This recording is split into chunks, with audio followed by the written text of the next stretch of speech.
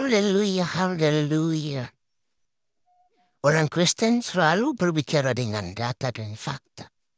Dan sampai kapanpun Alkitab siap diuji.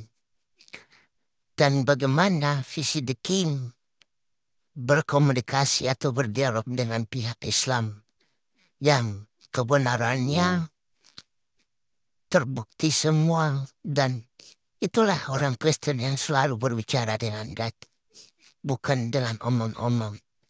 Jadi kita lihat diskusinya, perjalanan diskusinya, dan apa yang sebenarnya yang disajikan oleh Bisidiki. Mari kita ambil hikmatnya dan mari kita merenung setiap jalan tersebut. Yeah. Let me do that.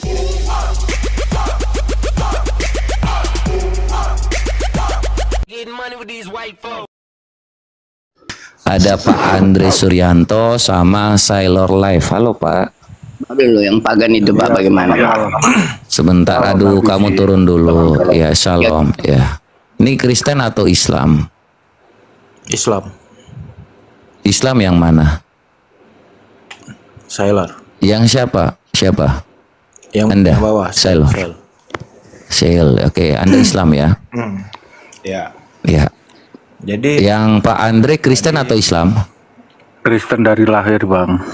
Oke, ya Pak ya. Nanti kita cari dulu yang Islam dulu ya Pak ya, supaya kita Oke, siap, mau diskusi siap, dengan siap. ya. Makasih Pak Andre Suryanto ya, Tuhan Yesus memberkati ya. Oke, Bang. Oke, kasih. gini Bang. Ya, gimana Pak Sail? Ya, Tadi aku sempat ngelihat Abang masalah ini kita pakai kepala dingin aja ya. Kan oh tadi saya selalu debat dengan kepala dingin. Iya, soalnya saya juga baru ngeliat Abang juga kan. Tadi kayak Silahkan. kita nyembah batu. Nah, kita tidak pernah nyembah yang namanya batu.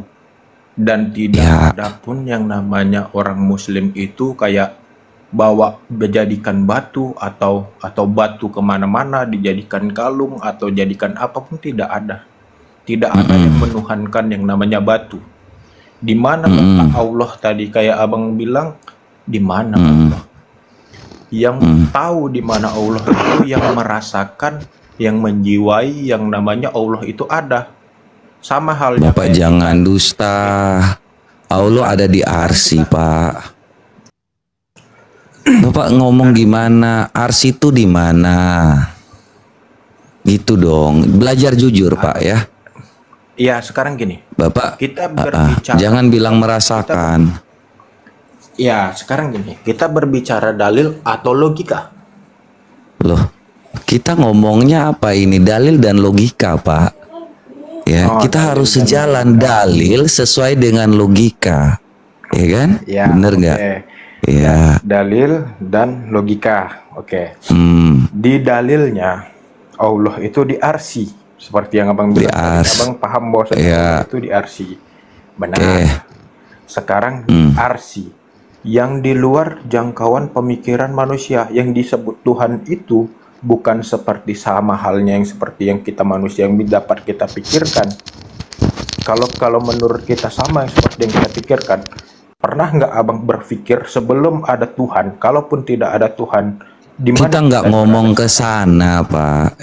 Kita lagi pembuktian bahwa Islam itu menyembah batu Pak. Ya kan?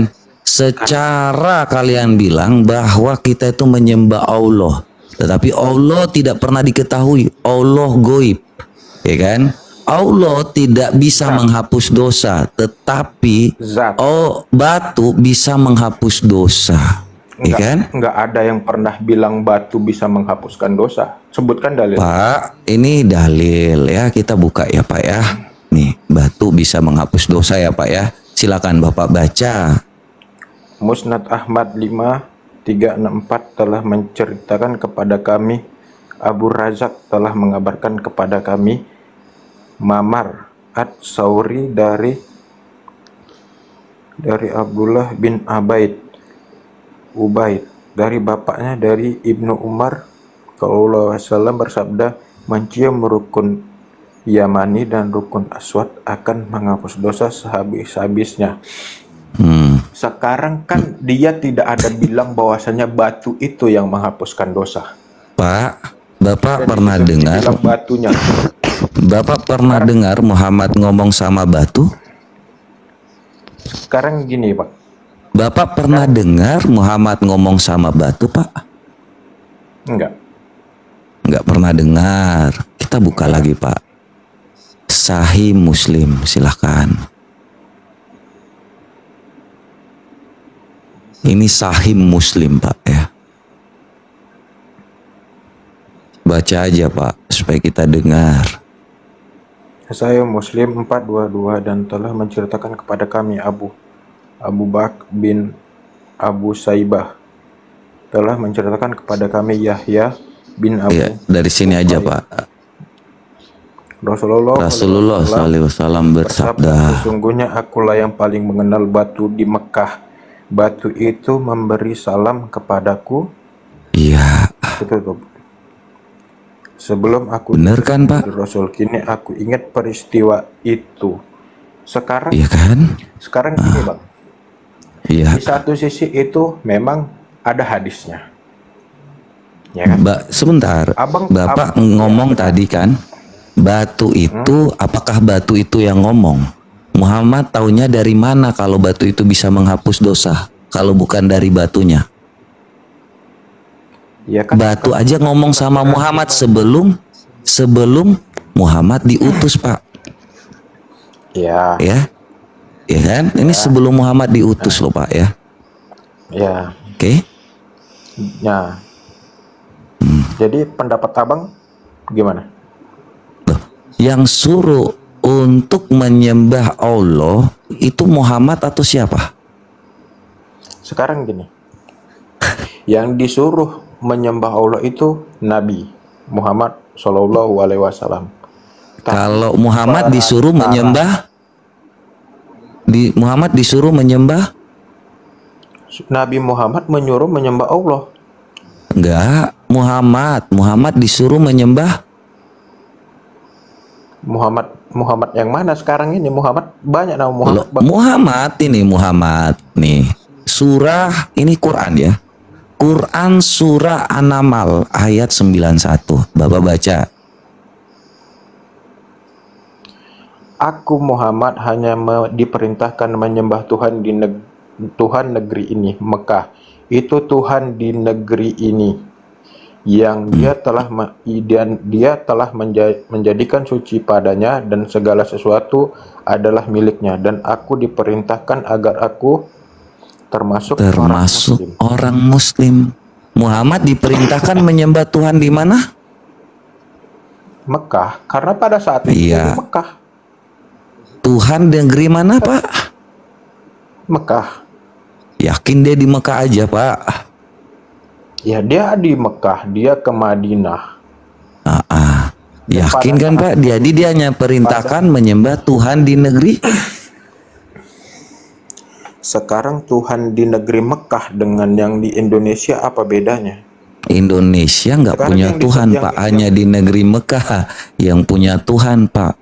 Ini, Pak, Anda sujud kepada, iya, Anda sujud kepada Tuhan di negeri. Ya, ini kita orang Muslim itu Tuhan di negeri, Pak. Sebentar, Anda bersujud ke Tuhan di negeri. Siapa yang bilang bahwasanya Ka'bah itu Tuhan? Loh, Anda bersujud kepada Tuhan di negeri Mekah dan Madinah. sekarang iya, Anda bersujud ke Tuhan negeri Madinah, Mekah. Loh, kok Madinah Mekah? Anda yang jujur dong, Pak. Okay, iya. Iya, ini kan Tuhan di negeri Mekah. Yang bilang kan? itu Tuhan, yang bilang itu Tuhan. Sayang, ini Muhammad dalilnya, Pak. Ini dalilnya. Tuhan di negeri yang telah menjadi suci padanya dan segala sesuatu adalah miliknya. Dan dari mana jalannya bahwasanya batu menciptakan manusia? Tuhan di negeri, saya nggak ngomong batu itu menciptakan manusia. Muhammad diperintahkan menyembah Tuhan di negeri. Tapi tadi abang Anda diperintahkan menyembah Tuhan di negeri. Loh, Mekah. ini ya udah Pak. Tuhan di negeri Mekah siapa Pak? Allah. Allah ya. Allah bisa menghapus dosa nggak? Oh ya, yang namanya Tuhan dia yang bisa menghapus dosa. Loh, cari dalilnya Pak. Allah bisa menghapus dosa. Bapak kasih saya dalilnya. Hah? Hah? Yang bisa menghapus dosa itu apa Pak? Apa? Yang bisa menghapus tadi, yang bisa menghapus dosa siapa Pak? Hah? Yang bisa menghapus dosa siapa? Hah? Kok diam Pak? Ini kepala dingin ya Pak ya? Ya. Memang kita Ya. diam aja, Pak. Ya, yang bisa menghapus dosa siapa Pak? Yang bisa menghapus dosa itu hanya Tuhan melalui perantara. Oh, kok pakai perantara Pak? Nah, karena Pak, di dalam yang di dalam- bisa menghapus dosa adalah batu Pak. Batu. It- Kalau batu bisa menghapus dosa, berarti batu adalah, batu yang bagaimana? loh ini batu mencium rukun Yamani dan rukun Aswad akan menghapus dosa habis Pak. Ya, sekarang batu yang seperti apa? Di keyakinan Ini batu yang ada di depan. Ini Pak, batu yang ada di depan. Ini Bapak tahu rukun Mana apa? ajar aswadnya? Di mana Ini ajar aswad? rukun apa? Ini rukun apa Pak namanya? Yang dicium umat Islam itu ajar aswad, bukan batu. Iya, ini- bukan batu. Ya ini apa? Yang dicium Ini apa Pak? Saya tanya ini yang ini apa ini? ini kan bisa Ini Anda apa? editkan. Sekarang ajar aswadnya mana? Loh kok edit? Ini Anda bilang ini bukan Islam. Ini apa Pak? Saya tanya ini. Ajar aswad Batu ini apa? mana? Bapak tahu nggak batu ini? Tahu. Bapak tahu nggak? Kenapa saya tidak tahu? Apa ini? Apa ini? Ini disebut batu. apa batu ini? Hah? Batu. Batu apa? Batu apa namanya? Nggak tahu ya? Enggak. Ah, jujur Pak. Namanya rukun Yamani. Ini rukun Yamani ini yang ada depan Bapak. Ketika Anda mengatakan bahwa ini rukun Yamani, ini dia Pak, rukun Yamani yang bisa menghapus dosa. Ini Pak, mencium rukun Yamani 1 dan rukun Aswad 2 Pak. Ada 2 batu yang ada di mana Pak? Di Tuhan negeri Mekah. Ini Pak semua. Secara sadar atau nggak sadar, Anda menyembah batu. Karena Muhammad hanya diperintahkan menyembah Tuhan di negeri Mekah, Pak. Hanya itu aja dalilnya. Loh, terus Anda mau bilang, Anda bisa buktikan nggak bahwa Allah bisa menghapus dosa? Tunjukkan kepada saya. Bisa. Kalau Allah bisa menghapus dosa, di mana dalilnya? Sekarang di ajaran agamanya Abang, kapan saat Abang itu bisa ketemu Tuhan Abang? Loh, kok tiba-tiba saya ditanya soal agama? Saya, Anda buktikan dulu kalau Anda nggak nyembah batu. Abang bilang, karena saya sendiri, kita orang Muslim nggak pernah merasa menuhankan batu. Tapi Muhammad, kalian mengikuti Muhammad nggak? Kalian mengikuti Muhammad nggak? ajaran. Iya. Oke, Muhammad hanya diperintahkan menyembah Tuhan di negeri. Tuhan di negeri ini Mekah. Iya, kalian menyembah Tuhan di negeri. Mekah. Ya udah. Yang bisa menghapus dosa itu hanya Tuhan. Bener kan? Iya. Tuhan yang di negeri Mekah itu bisa menghapus dosa. Siapa Tuhannya? Rukun Yamani dan rukun Aswad. Loh, ini loh Pak. Yang bisa menghapus dosa kan hanya batu. Allahmu tidak bisa, Pak. Benar kan? Di mana benarnya? Loh, carikan saya dalil kalau Allah bisa menghapus dosa. Di mana dalilnya? Ya, nggak ada.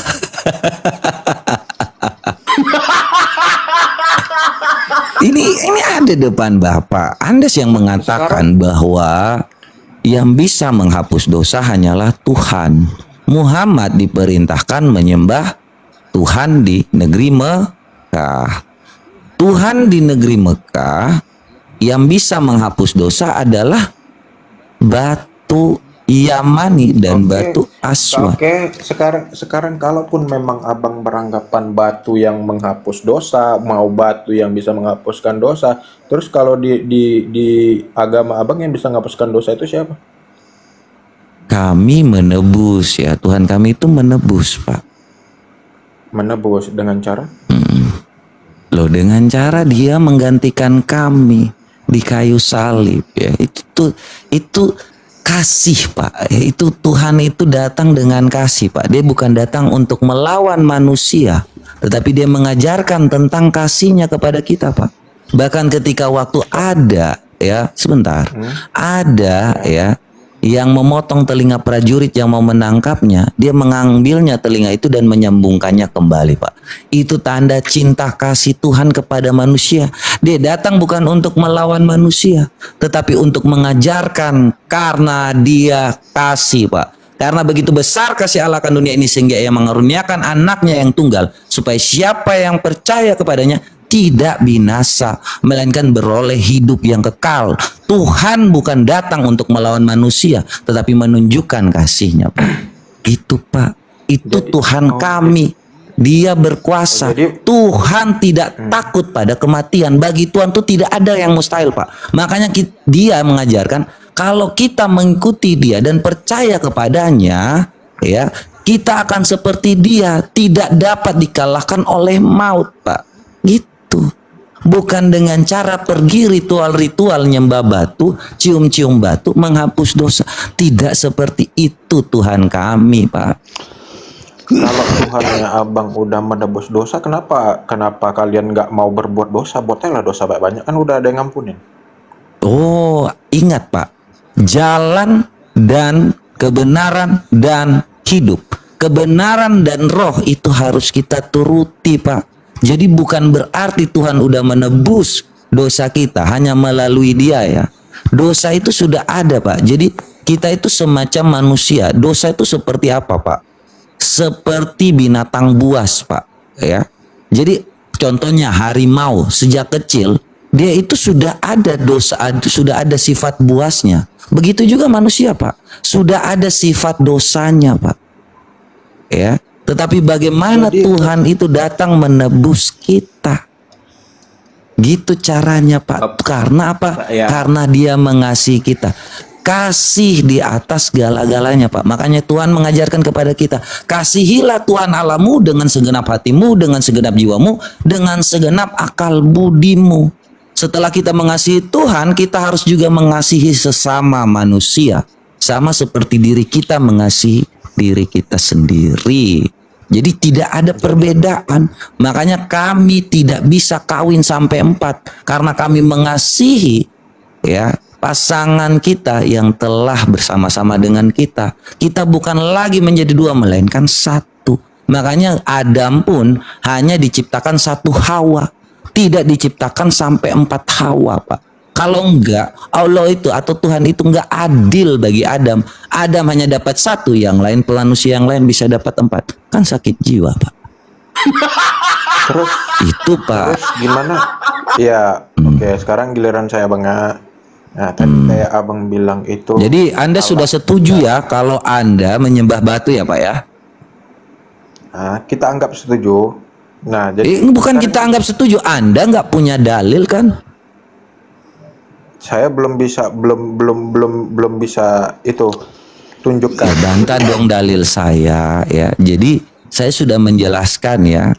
Akui dulu, Pak, bahwa Tuhan di negeri Mekah itu adalah batu Hajar Aswad yang bisa menghapus dosa, Pak. Karena Di sini dari bukan ajaran. dengarkan loh Pak ya. Di sini nggak ada kata Allah. Aku Muhammad hanya diperintahkan menyembah Allah. Nggak ada Pak. Hanya Tuhan di negeri Mekah Pak. Nggak ada dia bilang aku diperintahkan menyembah Allah. Tidak ada. Never and ever. Sampai hari ini Muhammad tidak pernah mengatakan itu. Dia hanya diperintahkan menyembah Tuhan di negeri Mekah. Dan kalian mengikuti apa yang dilakukan oleh Muhammad Pak. Menyembah Tuhan di negeri Mekah. Benar kan Pak? Ya. Ya. Menghadap kepada Tuhan di Mekah. Iya. Batu kan Pak? Ya. Batu enggak? Iya. Ya. Tuhan di negeri Mekah batu kan? Iya, batu. Batu. Gitu Pak. Akui. Kami orang Kristen ya nggak masalah kalian mau nyembah batu kek, mau nyembah kambing apa segala macam, kami nggak masalah. Tetapi jangan menyamakan Tuhan kami dengan Tuhan kalian. Itu aja sih Pak. Ya, itu namanya toleransi. Kalau kalian toleransi, kami itu kasih. Karena kasih di atas toleransi Pak ya. Tidak ada yang pernah menyamakan, Bang. Loh, kalau tidak ada yang pernah menyamakan, kenapa Al-Quran harus menafsirkan memakai Alkitab, Pak? Menafsirkan memakai Alkitab. Iya. Dari mana wacananya itu menafsirkan? Dari mana wacananya kita buka lagi, Pak ya. Saya tuh ngomong tuh pasti ada data, Pak. Karena saya Kristen, Pak. Kristen nggak pernah dusta. Ya, kami segala sesuatu itu kami berproses dengan data yang valid, kata Kainama. Jadi ini apa ya? Ini Quran Kemenak ya. Bisa Bapak lihat ya. Nih kita lihat ya. Quran Kemenak. Kita buka satu. Ini saya bukanya satu aja ya, supaya teman-teman bisa melihat ya, Bapak juga bisa lihat ya.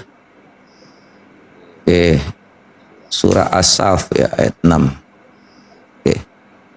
Loh, nggak mau kebuka ya.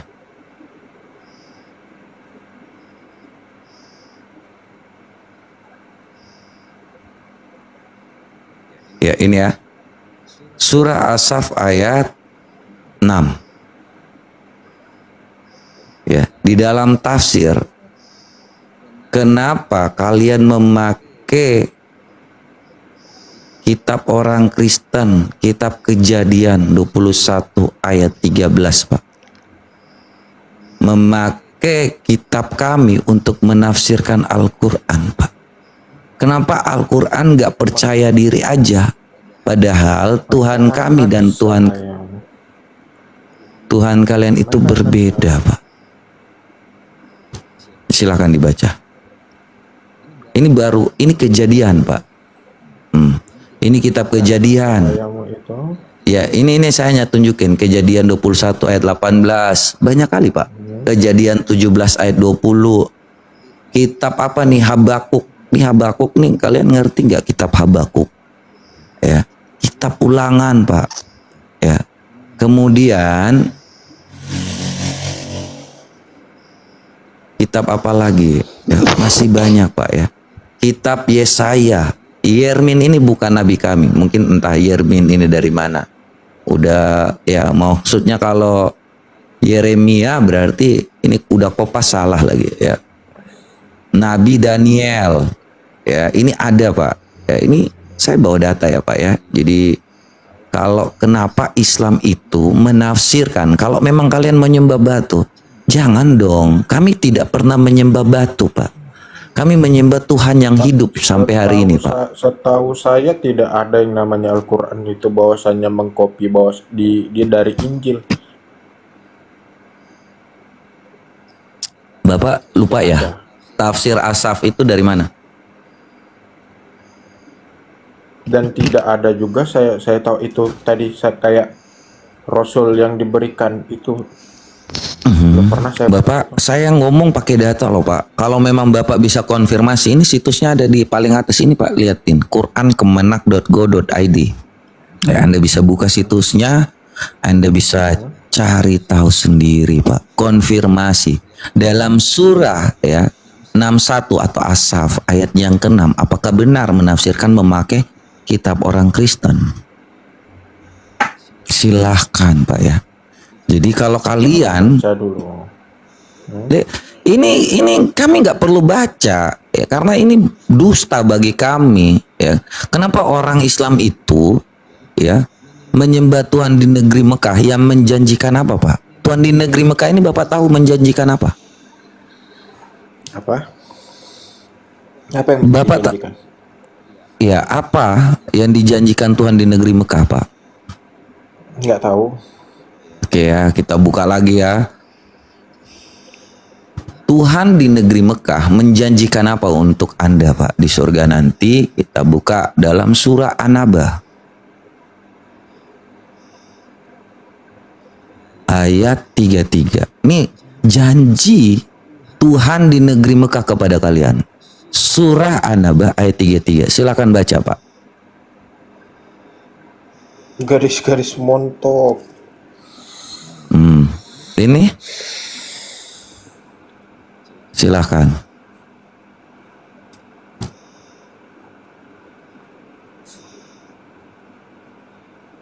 Karena Anda dijanjikan seperti ini, sedangkan Yesus Kristus mengatakan sebaliknya, Pak. Jadi kalau Yesus mengatakan yang sebaliknya itu yang kayak gimana, Bang? Iya, kita buka lagi ya, supaya Bapak bisa belajar. Jadi jangan menyamakan, Pak. Tujuan kami bukan kenikmatan, Pak. Saya pribadi itu tidak ada menyamakan karena memang beda. Ya, ini ya Pak ya. Yesus menjawab mereka apa? Kamu sesat, sebab kamu tidak mengerti kitab suci maupun kuasa Allah. Karena pada waktu kebangkitan, orang tidak kawin dan tidak dikawinkan, melainkan hidup seperti malaikat di sorga. Tetapi keislaman Muhammad, negeri Mekah, Tuhan di negeri Mekah menjanjikan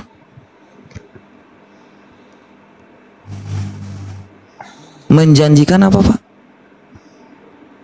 Iya, di situ udah dibaca. Jadi sekarang saya pertanyakan gini, Bang. Tuhan, Abang bilang Yesus itu Tuhan. Nah, tapi sementara Yesus mengatakan di Alkitab Abang masih ada Allah. Jadi Allahnya itu siapa? Ya, kalau kita ngomong Allah ya, Allah itu, kalau Allah Bapa itu adalah sang sumber, ya. Yesus adalah anaknya, ya. Sama seperti diri Bapa ya. Kalau kita tuh Allah Tritunggal ya, sama seperti diri Bapa. Hakikat Bapa itu manusia, benar kan? Nah, ada jiwa, ada roh, ada tubuh kan, tidak dapat dipisahkan kan? Ya. Tetapi berbeda. Bisa. Nah, kalau mati nggak bisa disebut manusia lagi kan, Pak? Disebut mayat. Salah satunya hilang, maka disebut mayat. Benar kan, Pak? Ya. Ya, itulah hakikat Allah, Pak. Yesus datang dan keluar dari Allah.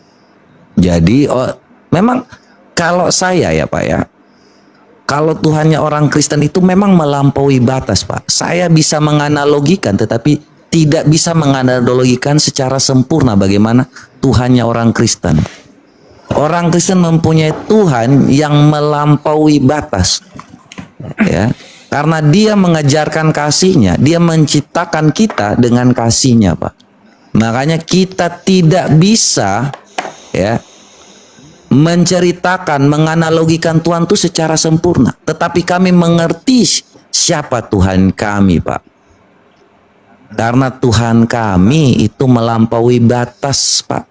Batas pemikiran manusia tidak akan bisa nyampe dengan pemikiran Tuhan, Pak. Makanya kami hanya bisa menjelaskan. Abang jawab sendiri bahwasannya Tuhan itu melampaui batas pemikiran manusia. Benar. juga Tuhan kami. Tuhan Bapa Nah, tidak bisa melampaui batas, Pak. Tuhan Bapa yang lemah sekali, Pak. Kalau kalau memang Tuhan Bapa itu melampaui batas, kenapa dia menyediakan kenikmatan, Pak? Ini kan hanya isinya daging-daging manusia, nafsu, Pak. Benar gak, Pak? Kalau memang Tuhan Bapa itu mulia, kenapa hanya dijanjikan hal-hal yang namanya kenikmatan seperti ini? Itu Alexis Anda masuk juga ada, Pak. Di mana itu melampaui batasnya, Pak? di mana melampaui batasnya itu kita yang mengimani, kita yang paham. Iya, pahamnya seperti apa, Pak? Ketika waktu Tuhan, Allahmu, Pak, menyediakan. Gini, Pak, sebentar. Ketika Allahmu hanya menyediakan. Gini, Pak, kenapa Allahmu menyediakan hal-hal duniawi, Pak? Ini kan hal-hal duniawi. Bener kan, Pak? Ya. Allahmu Itu terus kan sampai di sana. Iya, salah satunya apa, Pak? Nggak ada yang lain selain hanya apa, Pak? Belum Kalau kita buka ya, nih. Kita buka ya, Pak ya. Nih. Yes. Kenapa di surga itu ada bidadari, nggak ada bidadara? Maka dijawab oleh para ulama, karena dalam sebuah hadis Nabi Muhammad SAW menyatakan, aku telah melihat surga dan aku lihat kebanyakan penghuninya adalah kaum pria. Dan aku sudah lihat neraka dan aku lihat kebanyakan penghuninya adalah kaum wanita. Artinya kebanyakan pria di surga, kebanyakan wanita di neraka. Artinya surga surplus pria, kekurangan wanita. Artinya mbak-mbak yang masuk surga belum cukup untuk pria-pria yang ada di surga. Maka Allah sediakan bidadari tambahan untuk memenuhi pria-pria yang belum punya wanita. Salah satu nikmat yang ada dalam surga adalah pesta seks. Aduh ya, Minta jadi maaf karena inilah ini jorok sekali ya. Kadang-kadang kalau kita dengarkan ustadz-ustadz ini ngomong, Pak ya. Tetapi itu ustadz Anda, ya kan? Di mana melampaui batasnya, hanya ngomong tentang hal-hal duniawi, Pak. Bagaimana? Anda harus percaya Tuhan yang benar, Pak. Jangan Tuhan yang batu-batu ini, Pak. Ya, yang benar. Yang menyembah roh dan kebenaran, Pak. Tuhan Yesus itu, ya, jelas malaikat saja. Bapak tahu nggak? Malaikat itu memanggil Yesus Tuhan. Malaikat memanggil Tuhan. Mana dalilnya?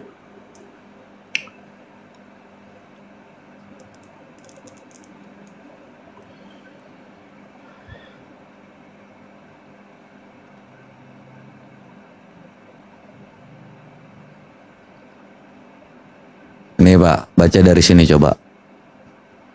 Tiba-tiba berdirilah seorang malaikat Tuhan di dekat mereka dan kemudian Tuhan bersinar meliputi mereka dan mereka sangat ketakutan. Di mana manggil?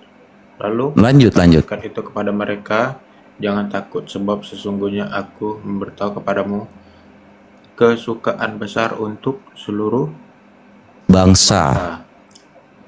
Hari ini telah lahir bagimu juru selamat, yaitu Kristus Tuhan di kota Daud. Dan ini Jelas ya, Pak ya. Tanda bagimu. Ya ini kamu akan sudah ada, Pak. Seorang bayi. Hari ini telah lahir bagimu juru selamat, yaitu Kristus Tuhan di kota Daud. Itu siapa? Ya, Pak ya. Itu siapa yang bercerita? Ini adalah Lukas ya. Lukas yang mengatakan, dan apa yang dikatakan Lukas ini sesuai dengan apa yang disampaikan oleh para saksi ya. Di sini malaikat itu datang kepada siapa? Gembala-gembala domba. Jadi kalau kita baca dari ayat 8, di daerah itu ada gembala-gembala yang tinggal di padang menjaga kawanan ternak mereka pada waktu malam. Tiba-tiba Berdirilah seorang malaikat Tuhan di dekat mereka dan kemuliaan Tuhan bersinar meliputi mereka dan mereka sangat ketakutan. Lalu kata malaikat itu kepada mereka, jangan takut sebab sesungguhnya aku memberitakan kepadamu kesukaan besar untuk seluruh bangsa. Hari ini telah lahir bagimu juru selamat yaitu Kristus Tuhan di kota Daud. Ya, jadi jelas ya Pak ya, malaikat saja mengaku dia Tuhan Pak. Coba sampai bawah. Ya, silakan. Dan inilah tanda bagimu, kamu akan menjumpai seorang bayi dibungkus dengan lampin dan terbaring di dalam palungan. Ya, jadi mereka tahu siapa itu Tuhan Yesus. Dan tiba-tiba tampaklah bersama-sama dengan malaikat itu sejumlah besar bala tentara surga memuji Allah, katanya, kemuliaan bagi Allah di tempat yang maha tinggi dan damai sejahtera di bumi di antara manusia yang berkenan kepadanya. Setelah malaikat-malaikat itu meninggalkan mereka dan kembali ke surga, gembala-gembala itu berkata seorang kepada yang lain, marilah kita pergi ke Betlehem untuk melihat apa yang terjadi di sana, seperti yang diberitahukan Tuhan kepada kita. Lalu mereka cepat-cepat berangkat dan menjumpai Maria dan Yusuf dan bayi itu yang sedang berbaring dalam palungan. Dan ketika mereka melihatnya, mereka memberitahukan apa yang telah dikatakan kepada mereka tentang anak itu. Oke, dan semua orang yang mendengarnya heran tentang apa yang dikatakan gembala-gembala itu kepada mereka. Tetapi Maria menyimpan segala perkara itu di dalam hatinya dan merenungkannya.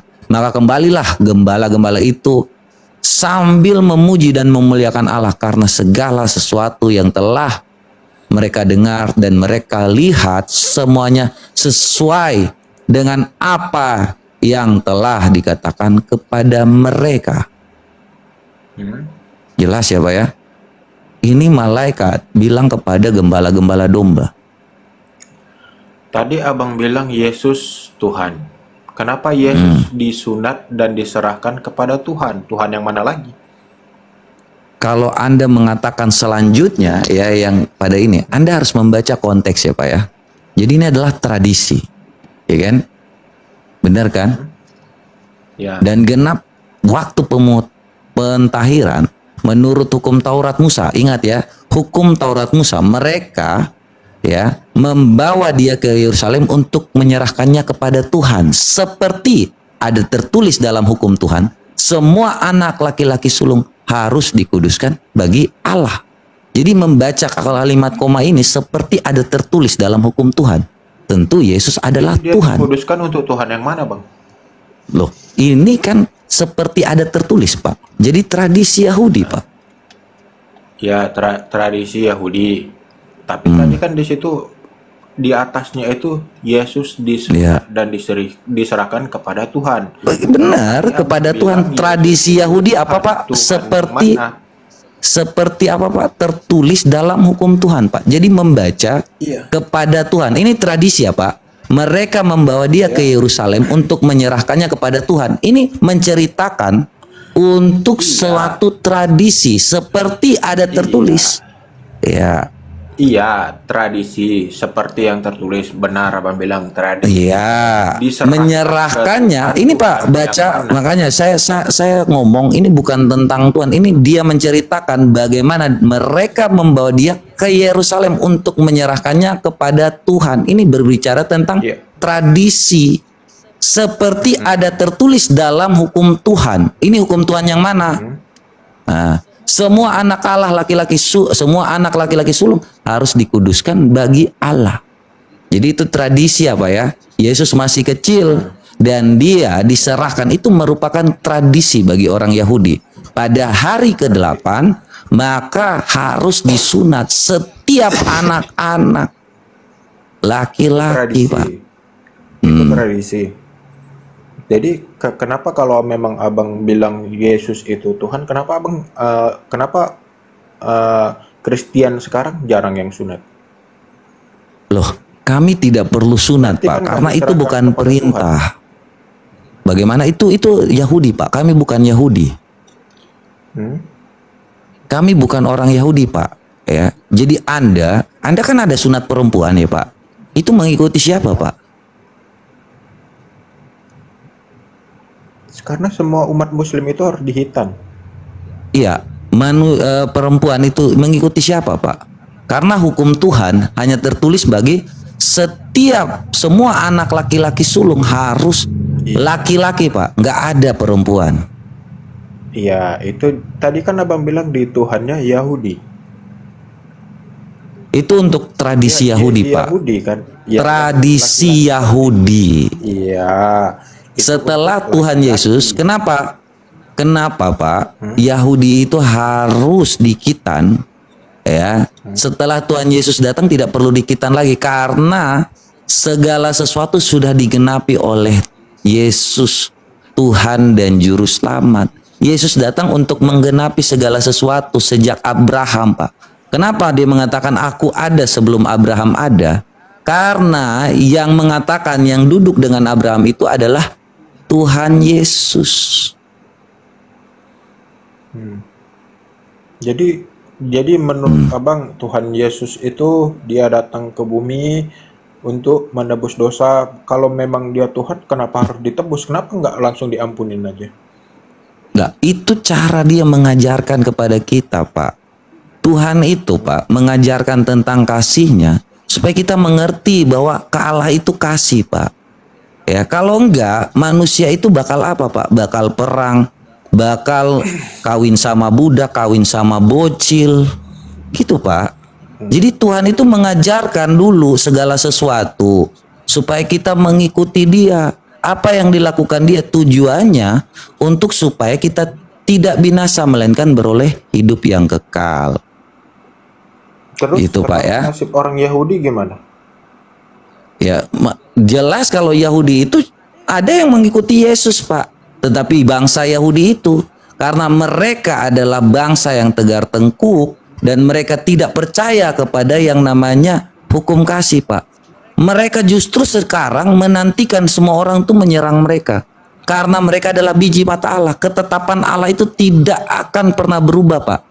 Ya, ketetapan Tuhan itu ya dan amin, Pak. Nggak ada solusi-solusi kalau lu nggak makan, kalau lu nggak boleh makan babi. Tapi kalau nggak ada daging lain, lu boleh makan babi. Tuhan, ketetapan Tuhan tuh ya dan amin, Pak. Dan itu nggak ada yang, belum ada yang merubahnya. Makanya ketika waktu bangsa Yahudi itu nggak percaya dengan hukum kasih, mereka lebih percaya tentang Mesias yang akan nanti mendatangkan bagi mereka suatu kemenangan dalam pertempuran. Bangsa Yahudi itu keras kepala, Pak. Dari dulu dikasih tahu pun mereka tidak mau percaya. Karena mereka yakin Tuhan Allah mereka yang menyelamatkan mereka dari tanah Mesir itu sangat dahsyat dan kuat. Gagah perkasa, Pak. Makanya mereka nggak percaya, mereka lebih memilih percaya mata ganti mata daripada memakai hukum kasih, Pak. Yahudi yang sekarang itu berbeda dengan Yahudi yang di zaman dulu, Pak. Ya, Yahudi yang zaman Tuhan Yesus itu menyembahnya di bait suci. Kenapa Yahudi yang sekarang menyembah tembok ratapan? Bait suci ketika waktu Yesus mati, ya bait suci itu terbelah, Pak. Semua Yahudi itu harusnya menyembah Tuhan Yesus. Terus kenapa tiba-tiba mereka berubah ke tembok ratapan? Itu juga aneh, Pak. Kalau Anda bertanya seperti itu, coba tanya Yahudi. Ketika waktu Yesus mati, bait suci itu terbelah menjadi dua. Ya, udah tidak ada lagi. Terus sekarang mereka tuh kenapa pindah ke tembok ratapan? Itu menjadi aneh, padahal Yahudi sebelumnya punya bait suci. Itu ya, Pak, ya. Jadi kalau Tuhan Yesus itu jelas, Tuhan Yesus secara garis besar, secara sejarah adalah Tuhan yang hidup dan Tuhan yang mati bagi kita semua, Pak. Tidak ada yang mustahil bagi Tuhan, Pak. Kalau Anda mengatakan Tuhan kok mati, ya itu cara Tuhan, bahwa ketakutan manusia terhadap kematian bagi Tuhan itu hal receh, Pak. Ya, itu menunjukkan apa? Kalian kalau mengikuti saya itu hal receh, jangan takut tentang kematian. Ya, Pak, ya. Receh lah, Pak. Ya kan menurut abang kan di situ. Yang belum sampai sekarang ini di dalam benak saya itu yang Trinitas gitu. Kalaulah memang dia memang benar dia Tuhan, kan untuk apa dia mengorbankan lagi? kayak abang bilang hanya untuk memberitahu, kan cukup dia memberikan dalilnya kepada siapa, Rasul abang Paulus. Nah, sementara yang saya baca aja itu Baca di mana? setelah 400 tahun kematian Yesus baru ada agama Kristen. Loh, kalau 400 tahun baru ada agama Kristen, ya, memang kekristenan itu artinya apa, Pak? Nggak tahu. Kristen itu artinya apa? Nggak tahu. Loh, Bapak makanya ngomong kalau tentang Kristen seharusnya tahu, Pak. Kristen itu artinya pengikut Kristus. Terus murid-muridnya itu pengikut Kristus nggak? Mereka juga disebut Kristen. Gimana sih Bapak ini? Yang menulis Alkitab itu siapa? Yang menulis Alkitab itu adalah murid-murid Yesus. Yang menulis itu satu orang atau berapa? Banyak Pak, dari sudut pandang yang berbeda. Matius, Markus, Lukas, Yohanes. Kenapa perjanjian lama dengan perjanjian baru itu berbeda? Kalau perjanjian lama itu menceritakan tentang sejarah bangsa Israel dan nubuatan para nabi tentang kedatangan Yesus Kristus. Sedangkan perjanjian baru itu kisah tentang Yesus Kristus. Terus kenapa diganti? Kenapa diganti? Menggenapi Pak, nggak ada yang diganti. Jadi logikanya gini Pak, ya, kalau Tuhan yang benar itu Yesus datang ke dunia ini, dia mengajarkan kasihnya, menebus kita semua, dia tidak minta apa-apa Pak, ya, dia nggak minta harta, tahta dan farjaha, apalagi menjanjikan kenikmatan Pak, ya. Murid-murid Yesus yang mengikuti dia tidak ada keuntungan secara duniawi Pak, nggak dapat harta. Paulus yang Anda bilang bahwa Paulus itu kenapa nggak dikasih? Paulus itu adalah seorang yang kaya Pak, tetapi ketika dia mengikuti Kristus, ya, dia lepaskan semuanya Pak, harta duniawi apapun. Makanya dia bilang, aku bodoh karena Kristus.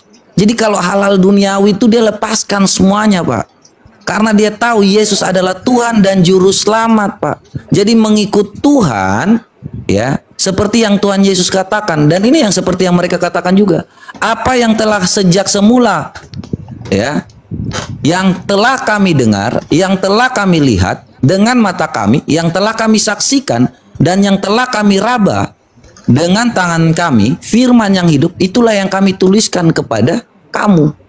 Ngapain mereka berdusta Pak? Keuntungan mereka berdusta tentang Yesus Kristus itu apa Pak? Gak ada.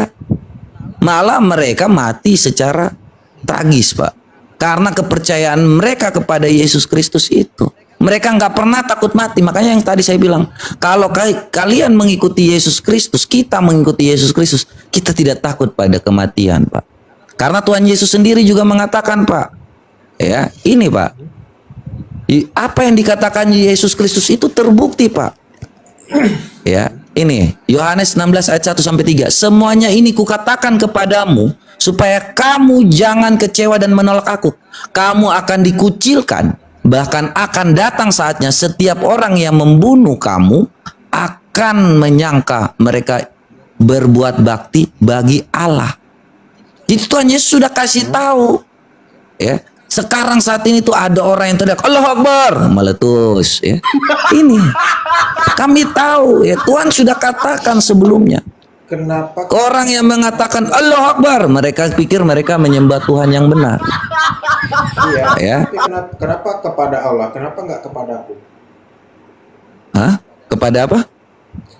Ini baca-baca tuh keseluruhan Pak. Semuanya ini kukatakan kepadamu supaya kamu jangan kecewa dan menolak aku. Ya. Supaya kamu jangan kecewa dan menolak aku. Kamu akan dikucilkan. Bahkan akan datang saatnya bahwa setiap orang yang mengekil kamu akan menyangka bahwa ia berbuat bakti bagi Allah. Itu kan terbukti. Allahu Akbar. Ya. Oh, meletus balon hijau. Berbuat bakti kepada, kenapa harus bagi Allah? Kenapa nggak kepada? Loh, ini terbukti kan? Ini terbukti kan? Iya, Yang kalian katakan tapi kan waktu kalian tahu kan? baca. Iya, karena saya Iya, baca. berbuat bakti bagi Allah. Di dalam Dengan agama cara apa? Abang tadi abang bilang Dengan cara apa, Pak? Mereka berbuat bakti itu bagi Allah. Cara apa? Membunuh, Pak. iya, sekarang Allah ini yang mana? Bener nggak?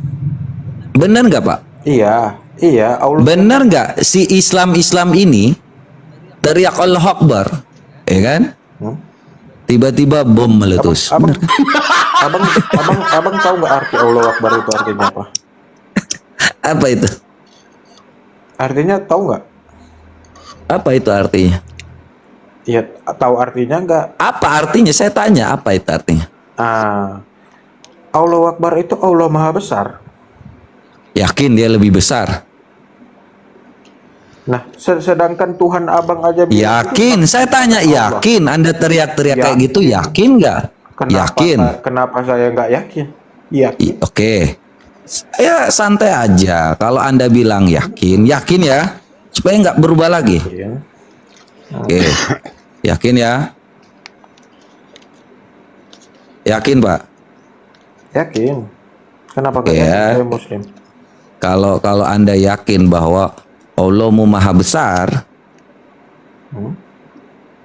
ini dalam surah Al-Haqqah, surah 69 ayat 17. Dan para malaikat itu berada di berbagai penjuru langit. Pada hari itu 8 malaikat menjunjung arsy, singgasana Tuhanmu. Arsy dengan Allahmu mana yang lebih gede?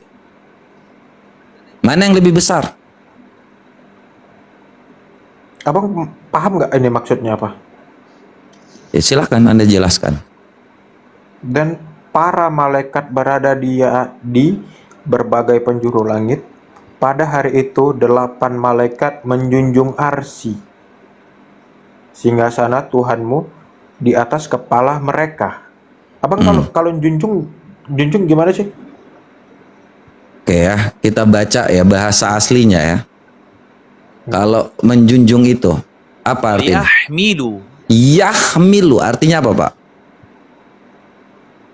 Menjunjung, Wa mengangkat. yahmilu. Ya, itu, Pak. Mengangkat apa, Pak? Ya arsy singgasana. Singgasana itu tempat duduk Allah atau bukan, Pak?